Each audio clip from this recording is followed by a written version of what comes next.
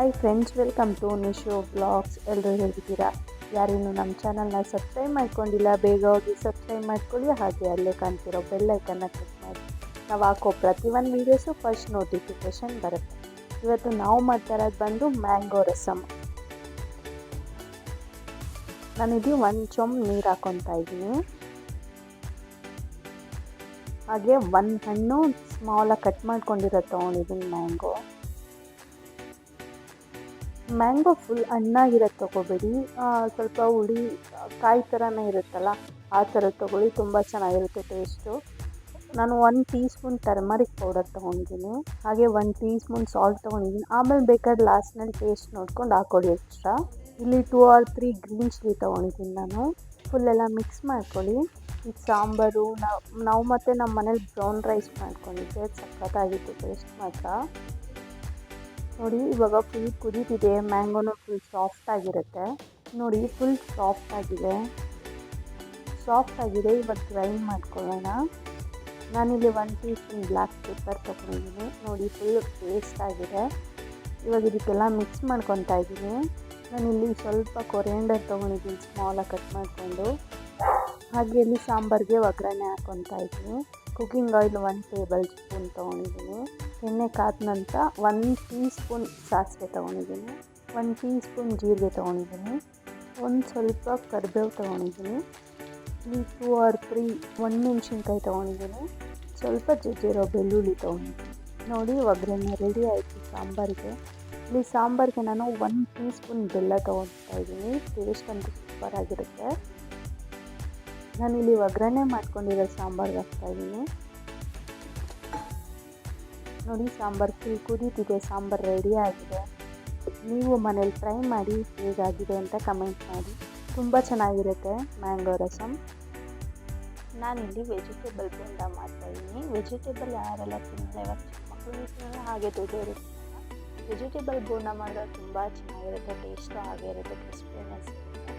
ನೋಡಿ, ಡಿಫ್ರೆಂಟಾಗಿ ವೆಜಿಟೇಬಲ್ ಬೋಂಡ ಮಾಡ್ತಾಯಿದ್ದೀನಿ. ನಾನಿಲ್ಲಿ ಸ್ಮಾಲಾಗಿ ಕಟ್ ಮಾಡ್ಕೊಂಡಿರೋ ಈರುಳ್ಳಿ ತೊಗೊತಾ ಇದ್ದೀನಿ. 1 or 2 ಇಲ್ಲಿ ಸ್ಮಾಲಾಗಿ ಕಟ್ ಮಾಡ್ಕೊಂಡಿರೋ ಕರಿಬೇವು. ನಾನು ಒಣಗಿರೋ ಬಟಾಣಿನ ನೈಟ್ ನೆನೆಸಿ ಸ್ವಲ್ಪ ಬೇಯಿಸ್ಕೊಂಡು ಹಾಕ್ಕೊಂಡಿದ್ದೀನಿ. ಹಾಗೆ ಕ್ಯಾರೆಟ್ ತುರಿ ಮತ್ತು ಬೀನ್ಸ್ನ ಸ್ಮಾಲಾಗಿ ಕಟ್ ಮಾಡ್ಕೊಂಡಿರೋ ತೊಗೊಂಡಿದ್ದೀನಿ. ಸ್ವಲ್ಪ ಕೊರಿಯಾಂಡರ್ ತೊಗೊಂಡಿದ್ದೀನಿ, ಅದು ತೀರಾ ಸ್ಮಾಲಾಗಿ ಕಟ್ ಮಾಡ್ಕೊಂಡಿದ್ದೀನಿ. ಇಲ್ಲೆಲ್ಲ ಮಿಕ್ಸ್ ಮಾಡ್ಕೊಳ್ಳಿ. ನಾನಿಲ್ಲಿ ಬೇಸನ್ ತೊಗೊಂಡಿದ್ದೀನಿ, ಕಡಲೆ ಹಿಟ್ಟು. ನಾನು 1 ಕಪ್ಪಲ್ಲಿ ಹಾಫ್ ಹಾಕ್ಕೊಂಡಿದ್ದೀನಿ. ಬೇಕಾದರೆ ಹಾಕ್ಕೊಬೋದು ಅಂತ ಇವಾಗ ಹಾಫ್ ಹಾಕ್ಕೊಂಡಿದ್ದೀನಿ. ನಾನಿಲ್ಲಿ 2.5 ಸ್ಪೂನ್ ಮೈದಾ ತೊಗೊಂಡಿದ್ದೀನಿ, 2 or 3 tablespoon rice powder ತೊಗೊಂಡಿದ್ದೀನಿ. ನಾನಿಲ್ಲಿ ಕಾರ್ನ್ಫ್ಲವರ್ 1.5 ಸ್ಪೂನ್ ತೊಗೊಂಡಿದ್ದೀನಿ. ನಾನಿಲ್ಲಿ ರೆಡ್ ಚಿಲ್ಲಿ ಪೌಡರ್ ತೊಗೊಂಡಿದ್ದೀನಿ 2 ಟೀ ಸ್ಪೂನು. ನಾನಿಲ್ಲಿ 1.5 ಸ್ಪೂನ್ ಇಲ್ಲ 2 ಸ್ಪೂನ್ ಸಾಲ್ಟ್ ತೊಗೊಂಡಿದ್ದೀನಿ.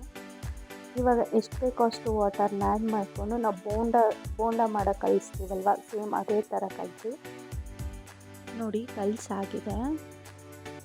ತುಂಬ ತೆಳುನೂ ಕಲಿಸ್ಬೇಡಿ, ಹಾಗೆ ಗಟ್ಟಿಗೂ ಕಲಿಸ್ಬೇಡಿ.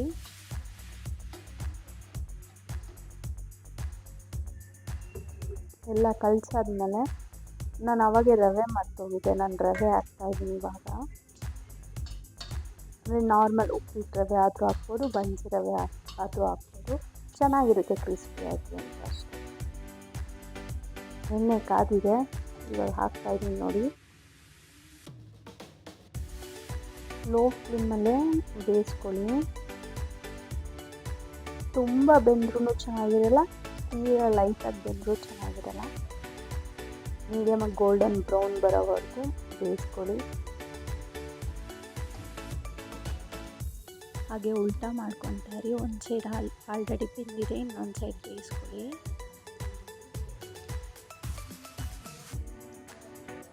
ಸ್ವಲ್ಪ ಅಂಟ್ಕೊಂಬಿಟ್ಟಿರುತ್ತೆ, ನಿಧಾನಕ್ಕೆ ರಿಮೂವ್ ಮಾಡಿ. ನೋಡಿ, ಆಲ್ರೆಡಿ ಬೆಂದಿದೆ, ಗೋಲ್ಡನ್ ಬ್ರೌನ್ ಆಗಿದೆ, ಕ್ರಿಸ್ಪಿಯಾಗಿ ಕಾಣ್ತಿದೆ, ಹಾಗೆ ಕ್ರಿಸ್ಪಿಯಾಗಿರುತ್ತೆ, ತಿನ್ನೋಕ್ಕೂ ಚೆನ್ನಾಗಿರುತ್ತೆ, ನೋಡೋಕ್ಕೂ ಚೆನ್ನಾಗಿದೆ. ನೀವು ಮನೇಲಿ ಟ್ರೈ ಮಾಡಿ. ಮಕ್ಕಳು ಮತ್ತು ಹಾಗೆ ದೊಡ್ಡವರೆಲ್ಲ ತುಂಬ ಇಷ್ಟಪಡ್ತಿರ್ತಾರೆ.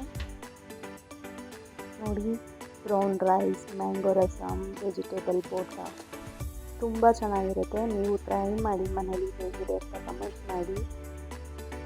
ಹಾಗೆ ವಿಡಿಯೋ ಇಷ್ಟವಾದರೆ ಲೈಕ್ ಮಾಡಿ, ಹಾಗೆ ಸಬ್ಸ್ಕ್ರೈಬ್ ಮಾಡಿ. Thank you for watching.